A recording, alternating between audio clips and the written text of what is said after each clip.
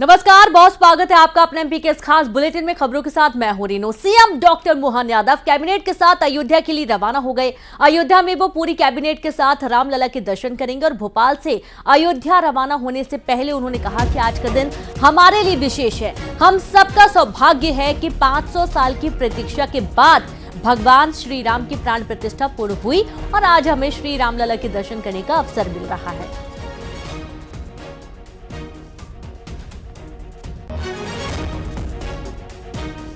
तो अयोध्या के लिए मोहन कैबिनेट रवाना हो चुकी है और आज सीएम मोहन यादव कैबिनेट के साथ रवाना हुए, साथ ही उनका परिवार भी मौजूद रहा। आज का दिन काफी महत्वपूर्ण है, सीएम का कहना, और उन्होंने ये भी कहा कि आज का दिन हमारे लिए विशेष है। हम सबका सौभाग्य है कि 500 साल की प्रतीक्षा के बाद भगवान श्री राम की प्राण प्रतिष्ठा पूर्ण हुई और आज हमें श्री रामलला के दर्शन करने का अवसर मिल रहा है। ये उस वक्त की तस्वीरें आप देखिए जिस वक्त ये सभी रवाना हो रहे थे और साथ में बीजेपी प्रदेश अध्यक्ष बीडी शर्मा भी मौजूद हैं। और आप पूरी जो बस है देखेंगे, तमाम जो मंत्री हैं उनके जो परिवारजन हैं उनसे भरी हुई है और ये सभी आज राम भक्ति में डूबे हुए नजर आए। तो अयोध्या के लिए रवाना हुई बस और आप ये देखेंगे कि ये सभी दर्शन के लिए पहुंच जाएंगे अयोध्या विमान के माध्यम से और वहां पर दर्शन करने के बाद शाम के वक्त वापस भोपाल लौट आएंगे।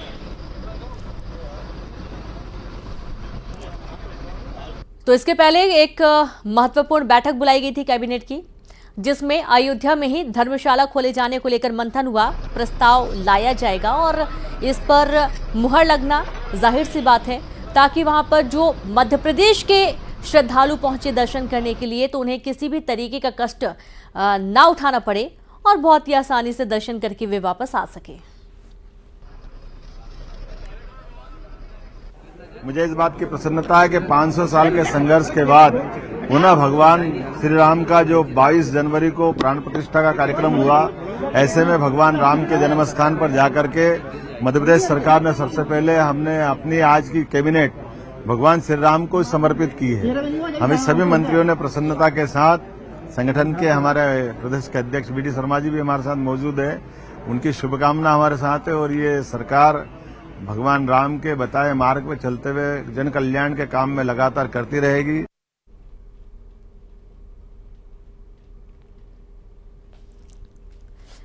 तो आपने देखा कि भगवान रामलला के दर्शन करने के लिए पूरी मोहन कैबिनेट रवाना हो चुकी है और आप ये देखिए कि काफी उत्साह देखा जा रहा है, चेहरे पर एक खुशी कि लंबे इंतजार के बाद अब रामलला के दर्शन करने के लिए अयोध्या जा रहे हैं। और पूरी कैबिनेट, बीजेपी प्रदेश अध्यक्ष बीडी शर्मा भी इस दौरान साथ में मौजूद हैं और उनका पूरा परिवार मौके पर नजर आया और ये सभी आज रामलला के दर्शन करेंगे। वहां पर कुछ छोटे बड़े कार्यक्रम होंगे, उसमें भी शिरकत करेंगे और उसके बाद शाम के वक्त ही वापस भोपाल के लिए रवाना होंगे। तो आज रामलला की शरण में मोहन सरकार और ये बहुत ही खास मौका है पूरी कैबिनेट के लिए, क्योंकि आप देखिए रामलला के दर्शन करना सौभाग्य की बात तो है ही, एक उत्साह भरपूर बना रहता है जब दर्शन करने के लिए श्रद्धालु जाते हैं। और अभी जो आप तस्वीरें देख पा रहे हैं सभी श्रद्धालु हैं, एक तरीके से देखा जाए तो चाहती है कि रामलला के दर्शन कर पाएं और बेहतर तरीके से दर्शन हो उनको। और अयोध्या की दूसरी तरफ तस्वीर भी सामने आने वाली है जहां पर भव्य तैयारियां एयरपोर्ट में भी की गई हैं ताकि जब मध्य प्रदेश से ये पूरी कैबिनेट पहुंचेगी तो वहां पर उनका जोरदार स्वागत होगा। हर तरीके से जो सांस्कृतिक कार्यक्रम है उनकी तैयारी की गई है और जोरदार स्वागत के साथ जो कुछ महत्वपूर्ण ऐलान भी हो सकते हैं और दर्शन करने के बाद पूरे विधि विधान से पूजा पाठ करने के बाद शाम के वक्त वापस भोपाल के लिए रवानगी होगी।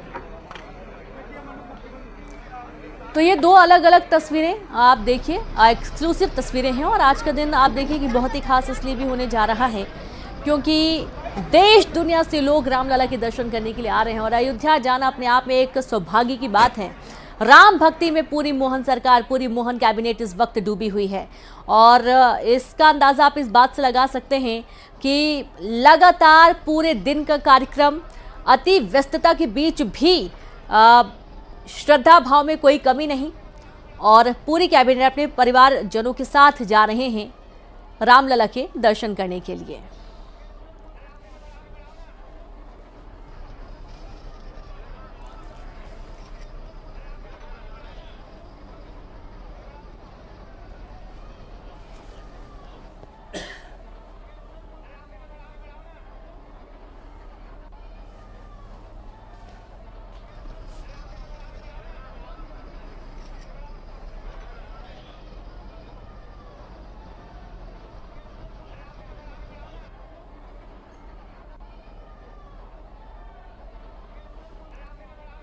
तो ये जो तस्वीरें आप टीवी स्क्रीन पर देख पा रहे हैं, कुछ वक्त पहले की तस्वीरें, और अब एक बार रामलला के दर्शन भी आप न्यूज़ 18 के माध्यम से करिए और देखिए कितना भव्य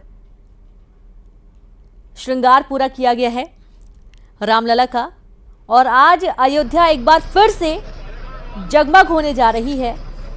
कारण यही कि आज एक बड़ी संख्या में श्रद्धालु पहुंच रहे हैं। और हालांकि जिस दिन से प्राण प्रतिष्ठा हुई है रामलला की, उस दिन से लगातार यहां पर मेला ही लगा रहता है। 24 घंटे यहां पर श्रद्धा भाव से भरे लोग आते हैं दर्शन करने के लिए।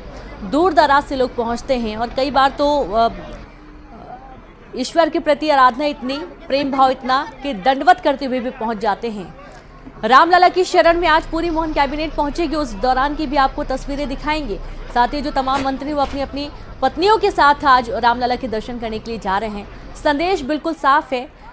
जैसा कि आपने कई बार सुना होगा, प्रधानमंत्री नरेंद्र मोदी अपने भाषणों में कहते आए थे कि वसुदैव कुटुंबकम की तर्ज पर पूरे देश को साथ लेकर चलना है। और ठीक इसी तरीके का संदेश यहाँ पर भी आपको देखने को मिल रहा है।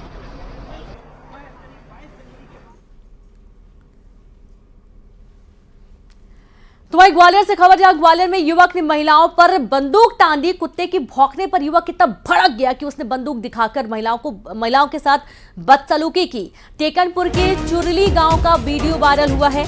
बड़ी खबर आपको दे रहे हैं ग्वालियर से, जहां पर युवक ने महिलाओं पर तानी बंदूक। कुत्ते की भौंकने पर युवक भड़क गया, बंदूक दिखाकर महिलाओं से बदसलूकी करने लगा। टेकनपुर के चुरली गांव का ये वीडियो सामने आया है। और देखिए उस दौरान की जो तस्वीर, जब युवक ने बंदूक तान दी और कुछ देर बाद उसने वहां पर रखे बर्तन को भी उठा के फेंक के मारने की धमकी देता हुआ युवक नजर आया। काफी आग बबूला हो गया। ऐसा क्या विवाद है जिसके चलते युवक इतना आग बबूला हो गया कि उसने महिलाओं को धमकी दी और बंदूक भी तान दी।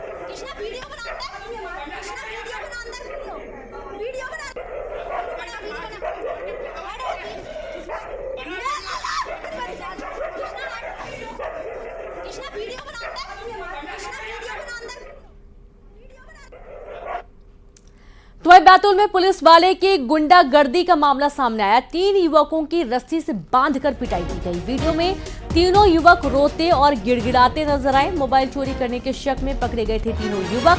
बड़ी खबर बैतूल से, जहां पुलिस वाले की गुंडागर्दी का मामला सामने आया। और ये देखिए, महज शक था इनके ऊपर और उसके बाद इन्हें रस्सी से बांधा गया, इनको बेदम पीटा गया और रोते रहे, गिड़गिड़ाते रहे तीनों। अगर ये बेकसूर है तो ये तो इनकी पिटाई बेफालतू हो गई, और अगर चोर है तो भी इस तरीके का कृत्य नहीं किया जा सकता है जो ये पुलिस वर्दीधारी कर रहा है।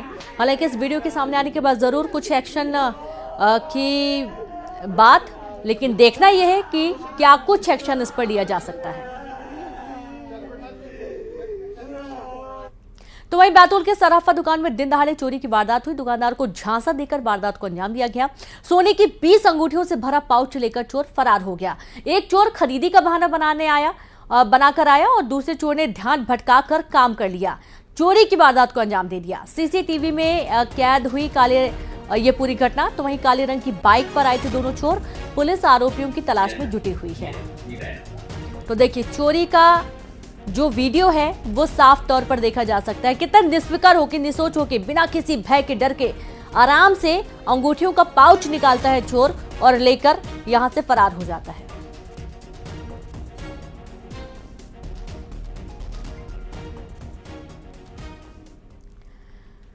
जबलपुर में नेताजी सुभाष चंद्र बोस मेडिकल कॉलेज की छत पर पहुंची डॉगी के 2 बच्चों को बचा लिया गया। तकरीबन आधे घंटे तक चले रेस्क्यू ऑपरेशन में इंटर्न, डॉक्टर और अस्पताल कर्मचारियों ने मिलकर डॉगी के 2 बच्चों को बचाया है।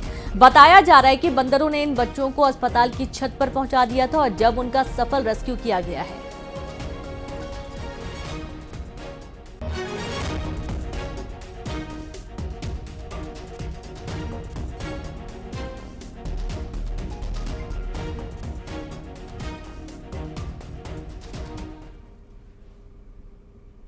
वहीं मुरैना के रामपुर घाटी में दिखा तेंदुआ। तेंदुआ दिखने से जंगल में जाने वाले चरवाहों में दहशत का माहौल है। जंगल से सड़क की तरफ आया तेंदुआ। कार सवार राहगीरों ने तेंदुए का वीडियो बना लिया। वन विभाग तेंदुए को पकड़ने में जुटा हुआ है और राहगीर डर रहे, जो चरवाहे वो डर रहे कि कहीं उन पर कहीं से भी ये तेंदुआ हमला न कर दे।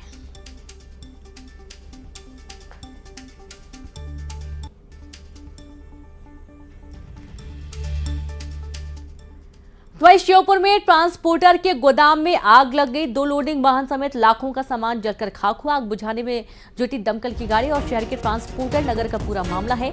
आग लगने की वजह का पता नहीं चल पाया है।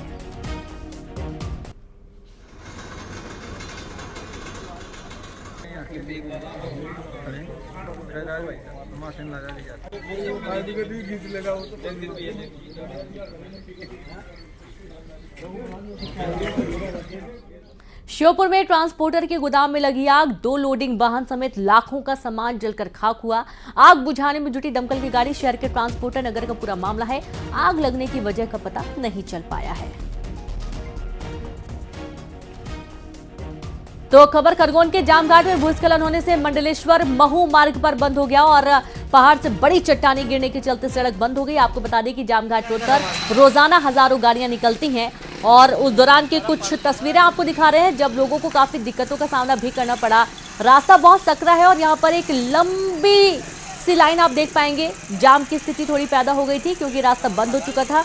चट्टान एक बड़ा टुकड़ा आ गिरा रोड में और उसके चलते काफी दिक्कतों का सामना लोगों को करना पड़ा।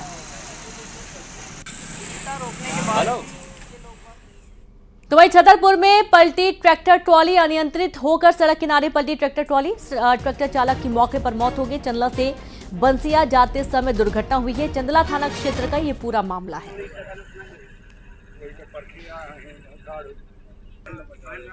बड़ी अम्मा न बन बिल्कुल यार, अब रुक जा थोड़ी।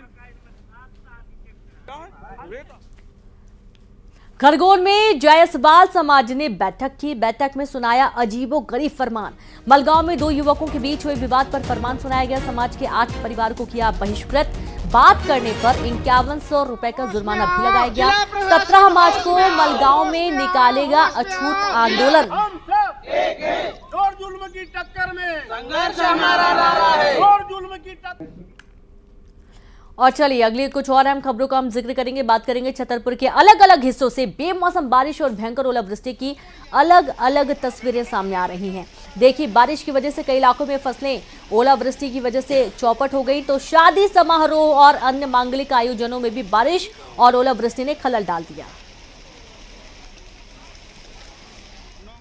और इसी बीच एक बड़ी खबर, जहां न्यूज 18 के पास कांग्रेस के संभावित उम्मीदवारों की लिस्ट है। एमपी से कांग्रेस संभावित उम्मीदवारों के नाम भी अब सामने आ रहे हैं, जहां पर न्यूज 18 के पास ये संभावित लिस्ट जो है वो आपको बता दें। कांग्रेस के लोकसभा चुनाव के संभावित उम्मीदवारों के नाम और फोटो मेल किए गए हैं। दमोह लोकसभा से संभावित उम्मीदवार की बात करें तो यहां से डॉक्टर जया ठाकुर पूर्व प्रदेश महामंत्री कांग्रेस कमेटी की रह चुकी हैं, इनका नाम सामने आया है। वहीं बैतूल की बात करेंगे, बैतूल हरदा में हरसूद लोकसभा के संभावित उम्मीदवार माने जा सकते हैं।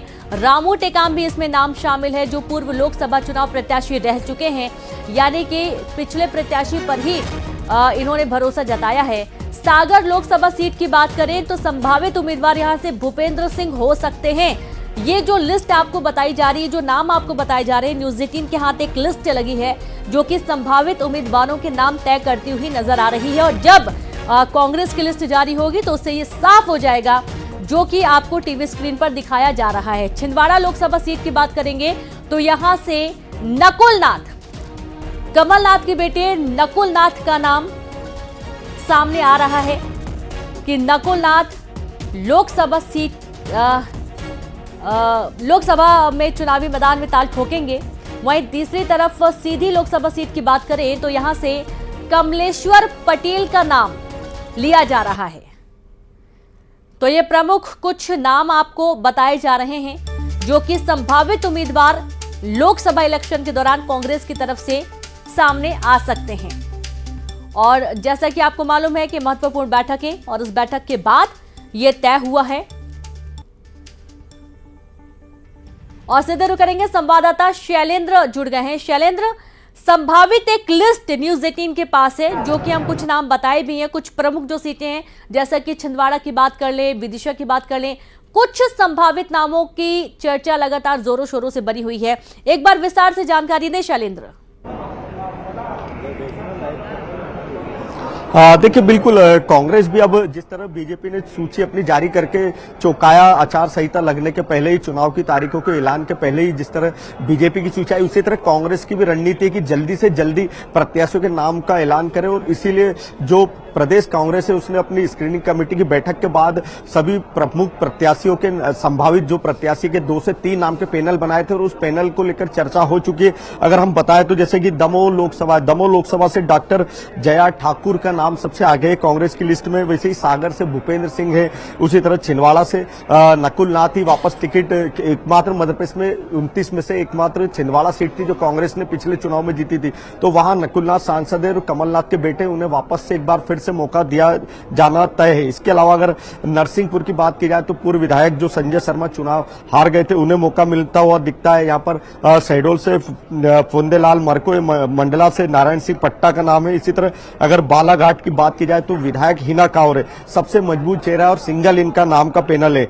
इसी तरह अगर विदिशा जो रायसेन सीट है वह अनुपमा आचार्य है, ये विंग कमांडर है, इनका नाम सबसे ऊपर चल रहा है। दतिया से विधायक फूल सिंह बरैया को लड़ाया जा सकता है। इसी तरह रतलाम से जो रतलाम झाबुआ सीट है, आदिवासी सीट है, बड़ी आदिवासी अंचल की सबसे बड़ी सीट है मध्य प्रदेश में, यहां से पूर्व मंत्री प्रदेश अध्यक्ष भी रहे कांतिलाल भूरिया, उन्हें वापस से मौका दिया जा सकता है। कांतिलाल भूरिया के बेटे विक्रांत भूरिया भी इसी विधानसभा चुनाव में जीत कर आए विधायक हैं, तो एक उनका नाम ज्यादा मजबूती से है। इसी तरह देवास से सज्जन सिंह वर्मा का लड़ना तय है। सज्जन सिंह वर्मा बड़ा चेहरा है, अभी विधानसभा हालांकि चुनाव हार गए थे। वैसे ही खंडवा से अरुण यादव, खंडवा लोकसभा सीट से वो पहले भी सांसद रहे, एक बार फिर अरुण यादव को मौका दिया जा रहा है। इस तरह की पूरी कांग्रेस में तैयारी है। भोपाल की बात करें तो यहाँ पर श्याम सुंदर श्रीवास्तव रिटायर्ड अफसर है, इनका नाम लिस्ट में सबसे आगे है। इस तरह इंदौर से खुद प्रदेश कांग्रेस अध्यक्ष जीतू पटवारी चुनाव लड़ सकते हैं। जीतू पटवारी हालांकि बीच में कहते पाए गए थे कि हम शायद वो चुनाव नहीं लड़ेंगे, लेकिन अब ऐसा माना जा रहा है कि आला कमान की इच्छा है और इस इच्छा के आगे वो मानते हुए दिखाई दे रहे और इंदौर से जीतू पटवारी चुनाव मैदान में होंगे। तो ये सभी ऐसे बड़े चेहरे हैं जो कि कांग्रेस के बड़े नाम हैं और सभी चुनाव के मैदान में नजर आएंगे। और इन प्रत्याशियों के बड़े चेहरों के आने से निश्चित ही लोकसभा का जो 2024 का चुनाव है ये रोचक होता हुआ दिख रहा है, क्योंकि बीजेपी तो अपने प्रत्याशी घोषित कर चुकी है। जी बिल्कुल, बीजेपी तो अपने प्रत्याशी घोषित कर चुकी है और कांग्रेस के लिए भी ये बहुत महत्वपूर्ण हो जाता है कि समय पर प्रत्याशी अगर घोषित हो जाएंगे तो तैयारी करने का तमाम प्रत्याशियों को मौका मिल जाएगा। ये जो संभावित नाम आप बता रहे हैं शैलेंद्र, जाहिर सी बात है कि न्यूज 18 ने जब जब कोई खबर दिखाई वो पुख्ता होती हुई साबित हुई और जाहिर सी बात है कि ये खबर भी पुख्ता होती हुई नजर आएगी।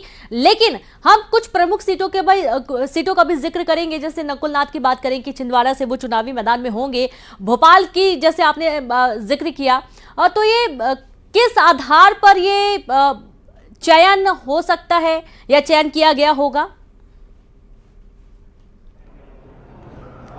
देखिए, जैसे कि भोपाल की हम बात करें तो यहाँ पर आप सबसे बड़ा कर्मचारी वर्ग है, तो इसीलिए श्याम सुंदर श्रीवास्तव पर पार्टी भरोसा कर रही है। कांग्रेस को का ये मानना है कि यहाँ पर किसी ऐसे कर्मचारी वर्ग के, अफसर वर्ग के चेहरे को अगर उतारते हैं तो निश्चित ही यहाँ पर पार्टी अच्छी फाइट में होगी। वैसे ही भोपाल लोकसभा सीट की बात की जाए तो अरसे से यहाँ पर करीब 30 साल हो गए, कभी भी कांग्रेस यहाँ पर जीती नहीं है, तो इस बार कांग्रेस उम्मीद करे कि कोई कर्मचारी अफसर नेता को उतार लेकर जो, क्योंकि यहाँ मंत्रालय है, बड़ी संख्या में कर्मचारी है, उनके परिवार है, तो उससे निश्चित ही लोकसभा चुनाव में कांग्रेस को फायदा हो सकता है। बीजेपी ने यहाँ से आलोक शर्मा को उतारा है, जो कि यहाँ महापौर रहे, तो श्याम सुंदर श्रीवास्तव का नाम अगर तय होता है सिंगल, तो निश्चित यहाँ एक तगड़ी अच्छी बड़ी फाइट देखने को मिलेगी। इसी तरह अगर इंदौर की बात की जाए, हाँ। अभी भले ही बीजेपी ने अपना इंदौर का नाम होल्ड कर लिया, लेकिन कांग्रेस अगर जीतू पटवारी जो पीसीसी अध्यक्ष है, जीतू पटवारी इंदौर में एक बड़ा चेहरा है, बड़े नेता है, युवा राहुल गांधी की टीम के अच्छे से सबसे नजदीकी जो टीम होती है कोर टीम उसमें है, तो निश्चित ही, और सबसे बड़ी बात है कि वो प्रदेश अध्यक्ष बनाए गए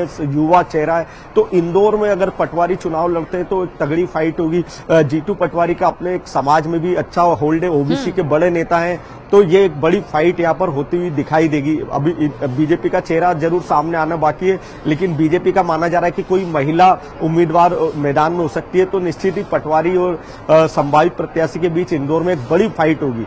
इस तरह में एक और बात करें खंडवा लोकसभा, खंडवा वो लोकसभा है जहां पर अरुण यादव का नाम है। अरुण यादव बड़े नेता हैं पीसीसी के, वो भी प्रदेश अध्यक्ष रह चुके हैं और केंद्रीय मंत्री भी रहे हैं, तो निश्चित ही अरुण यादव भी एक वहां से लोकसभा में सांसद भी रहे, उस समय जीते भी थे, एक बड़ी फाइट उन्होंने अच्छी दी बीजेपी को, तो वहां पर भी एक बड़ी अच्छी चुनौती होगी और बड़ा मुकाबला होगा।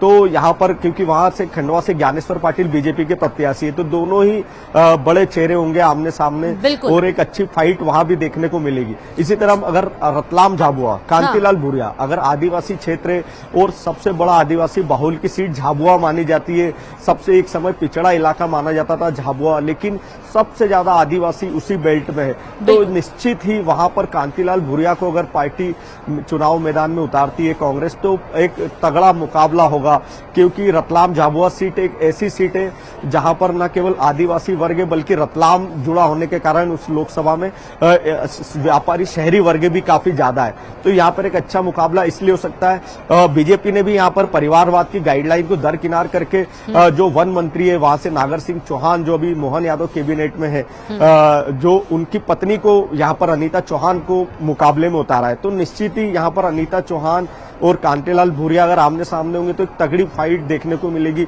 इस सीट को वैसे भी अगर सर्वे की बात की जाए तो कहीं ना कहीं बीजेपी के सर्वे में भी थोड़ा कमजोर बताया गया था, और बीजेपी के कांग्रेस के सर्वे में भी ये आया है कि यहाँ पर कांतिलाल भूरिया अगर चुनाव लड़ते हैं तो कड़ी फाइट होगी और वो सीट निकाल सकते हैं, तो बड़ा एक रोचक मुकाबला यहाँ होगा। और दोनों ही उम्मीदवार यहाँ जहाँ एक महिला चेहरा अनीता चौहान वन मंत्री नागर सिंह चौहान की पत्नी है और युवा चेहरा, यानी कि कुल मिला के गहन चिंतन मंथन के बाद संभावित ये जो सूची बताई जा रही न्यूज 18 के माध्यम से, हो सकता है कि जल्दी सूची पर मुहर लग जाए। शैलेंद्र लगातार नजर बना के रखे, बहुत शुक्रिया तमाम जानकारी विस्तार से देने के लिए। और यहां पर वक्त एक छोटे से ब्रेक का है, कहीं मत जाए, देखते रहिए न्यूज 18 मध्य प्रदेश छत्तीसगढ़।